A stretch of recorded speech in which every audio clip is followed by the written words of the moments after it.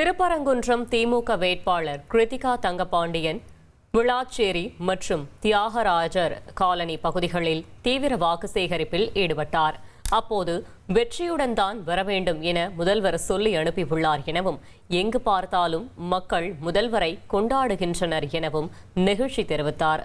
மேலும் பெண்களின் முன்னேற்றத்திற்காக வழங்கப்படும் 8000 ரூபாய் மதிப்பிலான கூப்பன் திட்டம் மற்றும் மகளிர் நலத்திட்டங்களை கூறி உதயசூரியன் சின்னத்திற்கு ஆதரவு திரட்டினார்.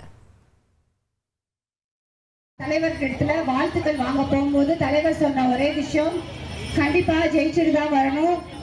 நான் 2026 சட்டமன்ற தேர்தலோட வாக்குறுதிகளை மக்கள் இடத்துல சொல்லுங்க, கண்டிப்பா அவங்களுடைய ஆதரவு உனக்கு கிடைக்குமா அப்படின்னு சொன்னாரு. இந்த மாதிரி நிறைய கிராமப்புறங்கள் எல்லாம் இன்னும் கொஞ்சம் மோசமான நிலைமையில தான் இருக்குது.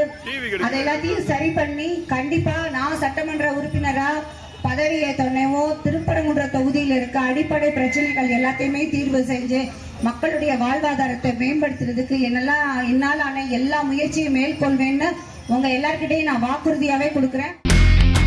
இனி செல்லும் இடமெல்லாம் செய்தி. தந்தி டிவியின் வாட்ஸ்அப் சேனலை ஃபாலோ பண்ணினா செல்ல இருக்கும் இடமெல்லாம் செய்தி.